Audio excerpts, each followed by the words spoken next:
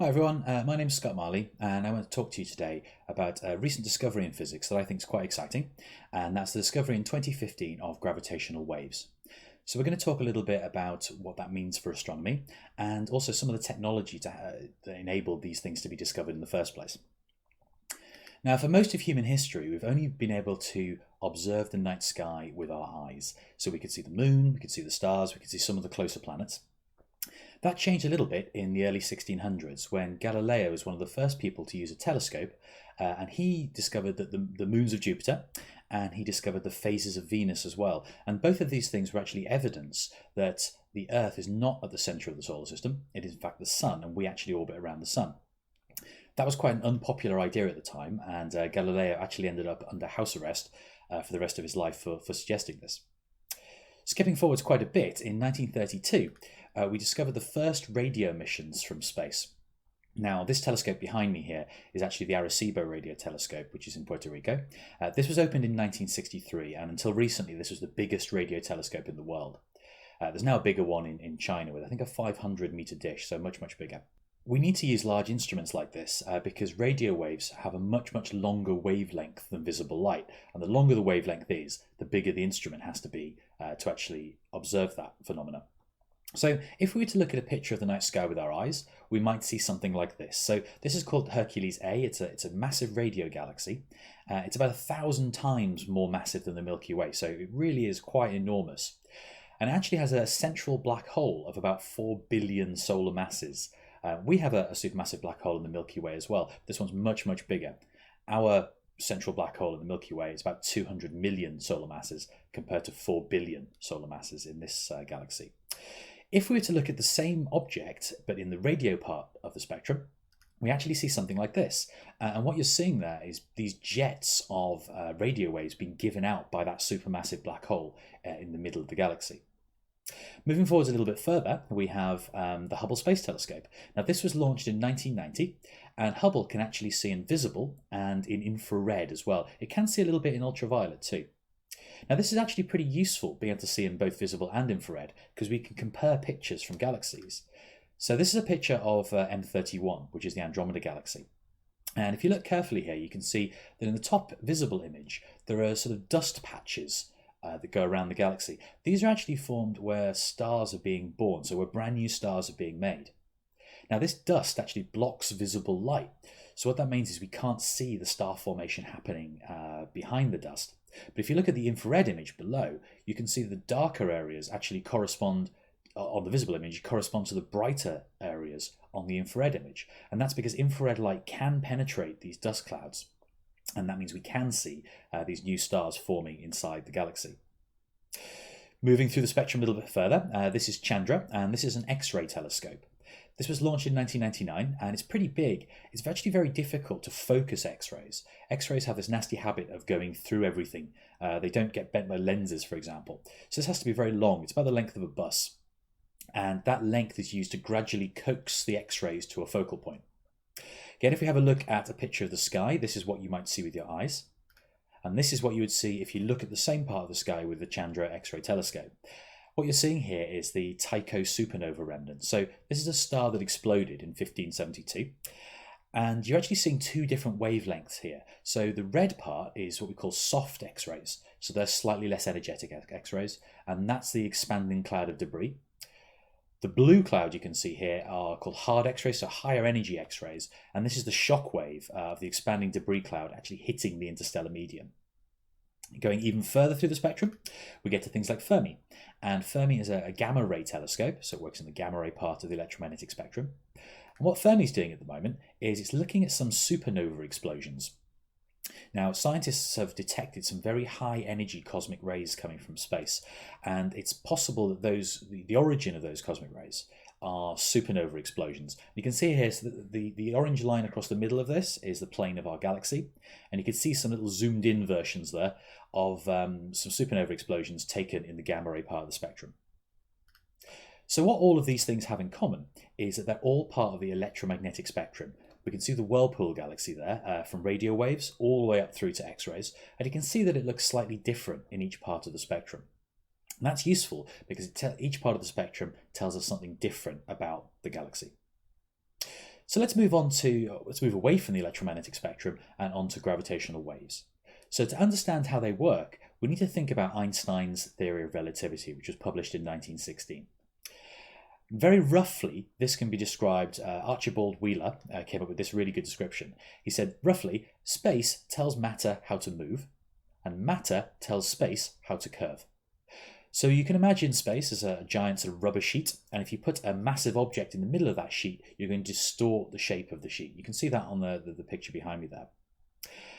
This distorted space will then change how objects move as they pass through that space. So for example, imagine that was a rubber sheet, you've got a massive object weighing it down, so you have a dip in that sheet. Imagine then rolling a marble across that sheet.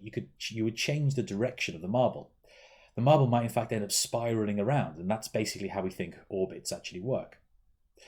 Now, if these objects are moving through space, they're also going to be causing ripples. Imagine a boat travelling through water. You can see the ripples coming off the boat.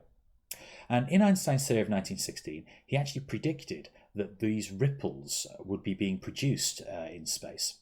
And he said at the time, of course, that these are going to be far too weak to ever actually be detected. Now, you're going to get the strongest waves produced in the most energetically extreme situations. So, for example, here's two neutron stars orbiting around each other. Now, neutron stars are the core of stars that are left over after they explode, after they go supernova. They're fairly small. They're usually about 10 kilometers across, but they're incredibly dense. They have a mass of about twice that of the Sun. In fact, a matchbox-sized piece of neutron star would weigh something like 10 trillion tons, which is about the same as Mount Everest. So they're incredibly dense objects. Their gravity is so strong that it bends some of the light from behind the neutron star round to the front of the star, and that means you can see more than half of its surface at once. Now, we think of waves sometimes as being sort of two-dimensional things, but gravitational waves look more like this. So they're kind of three-dimensional waves. The distortion you can see here is perpendicular to the direction of motion. So this gravitational wave is moving from right to left across the screen behind me. If a gravitational wave is to run through you right now, it would actually make you slightly taller and slightly shorter. But of course, you wouldn't really notice this because the effect is very, very tiny. So what's more dense than a neutron star? Well, how about a black hole? Black holes are what happens when the very most massive stars explode, and they leave behind something very, very dense that distorts space-time dramatically. So let's say we have two of these things, two black holes orbiting around each other instead. Now, what they're doing here is they're radiating away energy in the form of gravitational waves. And as they're radiating away that energy, it means the black holes are going to be getting closer and closer together. As they are, they speed up, the frequency increases, and you can see from the green on the screen behind me that the amplitude is getting larger and larger of these waves as well. Eventually, they merge together and send out a massive burst of energy across the universe. So now we roughly know what gravitational waves are. Let's see what the announcement in 2015 was actually about.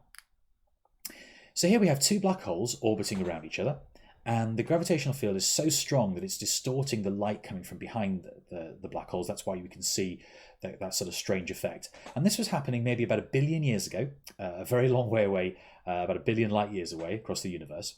These black holes started a few hundred miles apart. They're orbiting around each other at nearly the speed of light, radiating away that energy in the form of gravitational waves, and eventually they merged. And when they merged, they actually released about 100 times more energy than all of the stars in the observable universe combined. And this produced a new black hole about 62 times the mass of the Sun. So these gravitational waves radiated away across the universe, and about 1 billion years later, the waves reached the Earth. And on the 14th of September 2015, about 10 o'clock in the morning, GMT, the signal was actually picked up by a couple of detectors called LIGO. Now, this detector, this is in Louisiana, and you can see here it's got two very long arms. They're two concrete pipes, each about 3.5 meters in diameter and each about 4 kilometers long. This is one in Louisiana and this is one in Washington. They're basically identical copies of each other. Inside these tubes is a near perfect vacuum. It's about 1/1,000,000th of normal air pressure, and it's actually a much better vacuum than you find in outer space. And it takes about 40 days or so to pump out all of this air in the first place. And these objects are actually interferometers. So let's have a little look about how interferometers actually work. So you start off with a laser beam, and the laser hits a beam splitter. Now this beam splitter sends half of the light to one mirror, and it reflects half of the light to another mirror at 90 degrees. Now, if the length of these arms stays exactly the same, then these two light beams should actually come back in phase, and they'll combine together at the beam splitter and they'll be reflected onto a detector. Now, if they come back in phase, it means that the two waves will actually add up. It's called superposition. It's called constructive interference. And if they add up to make constructive interference, you'll get a bright spot on the detector. And if the waves come back in antiphase, you'll get a dark spot on the detector. And if one of those arms changes length and the other arm doesn't, that will cause a shift in the phase between these two different laser beams. And so you'll get a spot making it brighter and darker on the detector. Now, in reality, these laser beams don't just reflect up and down once. They actually reflect up and down these tubes 280 times. So what that does is it increases the 8 kilometers they'd normally have to travel up to about 1100 kilometers. And the longer the beam arms are, the more sensitive these detectors actually are. Here's one of the mirrors at the end of one of these tubes. Each one of these mirrors weighs about 40 kilograms and is made of fused silica, which is basically sand, but much more pure than the normal sand we find on a beach. Each one of these mirrors is polished to nanometer smoothness, which is about 100,000 times thinner than a human hair. Now, just to show you how precise this has to be, when the laser beam hits this mirror, there's going to be a very small amount of heating to the mirror caused by this beam. So there's actually another laser on the other side of the mirror, which heats it up in the exact opposite way to counteract the shape change of this mirror to keep everything as consistent as possible. Now, this mirror is actually held on an assembly, which you can see here, and this whole assembly weighs about 360 kilograms, so it's fairly heavy. One thing to point out here is that this device is looking for vibrations. It's looking for changes in length of these two arms. And so because of that, it can pick up vibrations from all over the place. It can pick up traffic on nearby roads, weather patterns all around the country, ocean waves thousands of miles away, pretty much every earthquake on Earth. It could even detect the staff riding their bikes along the tubes here. So to get rid of all of this sort of external noise, they have to use active dampers. Now, if anybody here has noise-cancelling headphones, they work in a very similar way. So with noise-cancelling headphones, it actually has a microphone on the outside of the headphone that listens to the outside sounds, and it plays back the opposite sound into your ears to sort of cancel out that outside noise. And LIGO, these detectors, have a very similar arrangement, obviously a little bit more complicated. Now, even though this thing weighs 360 kilograms, it's actually suspended on 4 strands of glass, so 4 glass fibers, each one of which is only 0.4 millimeters thick. And the reason for that is to stop thermal transfer, so to stop heat being transferred into the assembly, because at the end of the day, heat is just vibrations of particles. So we need to keep that down. We need to keep the temperature as consistent as we possibly can. The distance from the laser source to the mirror has to be maintained to something around 1 picometer. Which is absolutely tiny. It's about 100 millionth the diameter of a human hair. This is the laser building. So this is where the laser is generated and the vacuum is generated. Now, if anyone has a laser pointer at home, the normal laser pointers are about 0.5 milliwatt, so they're not very, very powerful. The laser starts off here at a power of about 2 watts. Now, if anyone's ever played about with lasers before, 2 watts is strong enough to sort of light things on fire from across the room, to set fire to matches, to pop balloons, that kind of stuff. So 2 watts is already quite a powerful laser. But then in the first stage of amplification, it actually gets amplified up to 200 watts. In the second stage of amplification, though, the laser gets amplified up to 750 kilowatts. So that's an enormously powerful laser. So there's obviously a lot of enormous technology, very complicated technology that's gone into this. So what does this actually get us? Well, here's a visualization of a hydrogen atom. And you can see the electron flying around the atom there. Let's zoom into the proton at the center of the atom. Let's keep zooming in further and further and further. And all of this incredible technology means we can actually detect changes in length of those arms to 1/10,000th of the diameter of a proton. So incredibly precise measurements. So when that gravitational wave hit the Earth, these are the results that we got from the 2 LIGO detectors, one in Hanford in Washington and one in Livingston in Louisiana. And as you can see, the patterns there match up very, very well. In fact, let's put them on top of each other. You can see the patterns match up almost perfectly. You can imagine that this has come from 2 black holes orbiting around each other. If you look at the data there, you can see that the frequency increases as they get closer and closer together. And you can see the amplitude increases as well. And then at the end, the amplitude goes down to almost 0 again. In fact, if we're careful, we can actually listen to this, we can actually hear it. It just so happens that the sound of these things colliding or merging just so happens to be in roughly the range of human hearing. So let's have a little listen to this.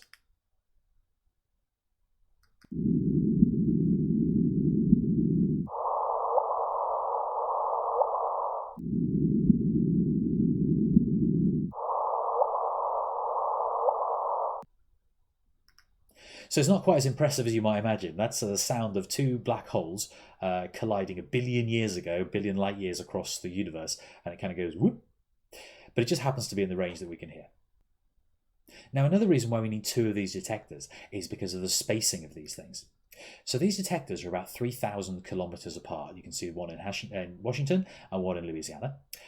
And these detectors are very, very sensitive to external influences. So the point is, how do we know that that signal that we got is not an earthquake or something else? Well, the idea here is if you place the two detectors a large distance apart, you can see how long it takes the wave to travel from one detector to the other. And in fact, in this first detection, it took about 7 milliseconds for the wave to travel from between the two sites. And this means that the wave was traveling at roughly the speed of light. And gravitational waves have been predicted to travel at the speed of light. Earthquake waves, for example, travel much, much more slowly. Earthquakes travel at a speed of about 5,000 meters per second in rock, which is way, way slower than the 300 million meters per second of the speed of light. So that gave us some idea that it was almost certainly a gravitational wave. The other good thing about having two detectors is that you can then try and work out the position in the sky from where this wave actually came from. So here's a little map of the sky of where they think this wave originated. This is the southern sky, and you can see that the area is not particularly well defined, so we're not 100% sure, and that's because we only have two detectors. You can think about this a little bit like how GPS works. So there's lots of GPS satellites that orbit the Earth, and your phone or your GPS detector is picking up signals from those satellites. What those satellites do is they broadcast the time. They have very, very precise atomic clocks on board, and they broadcast the time constantly. Now your phone, if your phone knows where those satellites are, and it knows the time delay from each one of those satellites, it can then work out where your position is on Earth. And we could do a similar thing with gravitational waves if we had enough detectors. And conveniently, since 2015, we now do have enough detectors. So here's a little map of some of the detectors around the world. You can see LIGO in Hanford and Livingston. They're the detectors we've been talking about so far. We also have GEO 600 in Germany. That only has 600 meter long arms, so it's nowhere near as sensitive as LIGO in Hanford or Livingston. There's CAGRA, which is in Japan, and there's Virgo in Italy. So Virgo started up in September 2017 and has detected quite a few gravitational wave events. And CAGRA in Japan started up in February 2020. So that's only just started at the time this video is being filmed. But once we start combining all of these things together, we're going to get much more precise data on where these gravitational waves have actually originated from. There is another detector being planned called Indigo. It's still in the planning stages, and that's going to be in India. So since 2015, when this gravitational wave event was actually discovered, let's have a little look at what they've found since then. So LIGO and Virgo together have discovered a whole new population of black holes that are much larger than what we've seen before using X-ray studies. So the purple dots you can see on here are from electromagnetic radiation, usually from X-rays. And the blue dots above that are the new black holes that we've seen. The masses of the new ones are much, much bigger. And that's simply because the bigger the black hole is, or the larger the merger is, the stronger the gravitational waves are, and so the easier they are to detect. Also, towards the bottom of the plot down here, in yellow, you can see some of the neutron stars that have been discovered, again using electromagnetic radiation. Since then, we've also discovered, using LIGO and Virgo, a merger of two neutron stars, and that's shown in the orange in the center just there. These things generally are much, much smaller, much lower mass, so they're not quite as energetic, and that means they're more difficult to detect. But the more of these detectors that come online, the better we're going to get at doing this. You can see that these detectors run in various observing runs called O1, O2, O3, O4, O5. And you can also see that every time we finish an observing run, there's a gap. And during this gap, the detectors are upgraded, so their sensitivity is increased and the instruments are all improved. Now, at the top of each observing run there, you can see the distances out to which these observatories should be sensitive. So when LIGO was first switched on in 2015, it was only sensitive out to a distance of about 80 megaparsecs. So that means it can detect gravitational wave events out to a radius of about 80 megaparsecs. Now, a parsec is about 3.2-ish light years. And so 80 megaparsecs is 80 million parsecs, so it's 80 million times 3.2 light years. It's still a really, really long way. Then it was upgraded for observing run number 2, and it could see out to 100 megaparsecs. Observing run 3 was up to about 130 megaparsecs. The eventual target towards the end of the 2020s is to have an observing radius of about 330 megaparsecs. Basically, the bigger that radius actually is, the more events we're going to capture. If you think about the volume of space that it can observe, volume of a sphere is 4/3 pi r cubed. So if the volume increases to the cube of the radius, so the bigger the radius is, we get a much bigger volume. And that means we're going to collect a lot more data. We're going to have a lot more events. You can see LIGO in India there hasn't quite come online yet, and it should be coming online in about 2026, something along those lines. You can see behind me just there. So what can we do to improve the sensitivity even further? Well, one thing we could do is we could put our detectors in space. On the Earth is quite a noisy environment. It's quite seismically noisy. There's lots of vibrations, lots of people about. But if we put our interferometers up into space, we don't get those vibrations. The other advantage is we can make the arms of the interferometers as long as we like. So there's a plan to do this, and the plan is called LISA. The spacecraft are called LISA, and the aim is to measure the shifts in positions of some masses that are held inside these satellites. Now, of course, if you're in space, you can make the arms as long as you like, and the plan here is to make them maybe about 1 million miles long, about 1.5 million kilometers. Now, this is actually scheduled to launch in 2034. It's quite a long way off yet, but when it does, it should be much, much more sensitive than any of the ground-based interferometers that we've got so far. There was a mission to prove whether this would work or not a little while ago, and that was called LISA Pathfinder. If we have a look at this graph just here, what this plot is showing us is the measured level of imperfection on the test masses that are inside these satellites. And basically the solid region and the hatched areas here are showing the designed level of performance for LISA Pathfinder, so that was the test mission, and the LISA mission respectively. The blue trace shows the preliminary result from Pathfinder, and that was obtained just 2 months after science operations began. And the red line down there shows the final result from LISA Pathfinder, which is obtained in February 2017. Basically, what this is showing us is how sensitive these detectors are going to be. It's basically measuring external vibrations. And so the lower that line is, the better. And you can see that even LISA Pathfinder massively overachieved. So it was much, much more sensitive than anybody ever thought it would be. So it looks like this mission should actually work. There are also some missions planned for the ground as well. There are some new detectors planned. I've got the Einstein Telescope and the Cosmic Explorer. The Einstein Telescope looks a little bit like LISA. It's a triangular interferometer. The advantage to doing it in a triangular shape is that we can actually measure the polarization of these gravitational waves as well. Just like in the electromagnetic spectrum, we can polarize gravitational waves. And so that'd be a useful measurement to take. The Einstein telescope, the arms of the interferometer will be about 10 kilometers long, so about 2.5 times the length of the LIGO installation. It'll be built underground to hopefully minimize some of the noise, and it has a laser power of about 3 megawatts. If you remember from previously, the laser power of LIGO is about 750 kilowatts.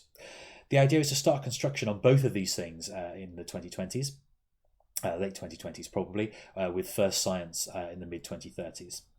Cosmic Explorer is a little bit different. It looks more similar to LIGO, so it has an L-shaped interferometer with 40-kilometer long arms, which is about 10 times the length of LIGO. This is going to have to be built above ground, basically. The arms are so long just to make construction a little bit easier. It's going to have a much higher sensitivity, but it won't be as sensitive to some of the lower frequencies. So if we put all this together, we can actually come up with something called the gravitational wave spectrum. This is a little bit like the electromagnetic spectrum, but using gravitational waves instead. So we can see this is done in order of increasing frequency or decreasing wave period. And at the moment, LIGO and Virgo are sensitive to things in the millisecond range. So what that means is events that happen over a time period of milliseconds. So things like merging binary stars or merging neutron stars and black holes, that's the kind of stuff that we've detected already. Moving down the gravitational wave spectrum here a little bit, you can see that LISA should be sensitive to things that happen on the order of hours to minutes. So these are sort of black holes and stars being eaten by supermassive black holes at the center of our galaxy or other galaxies, for example.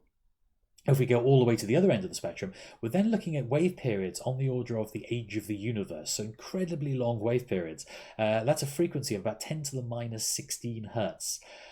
And at that point, we're actually looking at sort of quantum fluctuations in the very early universe. The idea behind this is that the matter in the universe is a little bit more clumpy than we might expect. It's where we get galaxies forming in big groups, and there's big gaps between these galaxies. We call them walls and voids. And so it'd be quite interesting to find out why that actually happened. That could probably be measured by measuring the cosmic microwave background. So using data from, for example, the Planck satellite or the BICEP telescope, which is in Antarctica at the moment. So overall, this is a really new and exciting frontier of astronomy and astrophysics, and I'm very much looking forward to seeing what the scientists can come up with and what new things we can discover. Remember, once we started to discover different parts of the electromagnetic spectrum, that vastly increased our knowledge of the universe, and hopefully this will do the same thing. So I hope you guys all found that interesting. Thank you very much.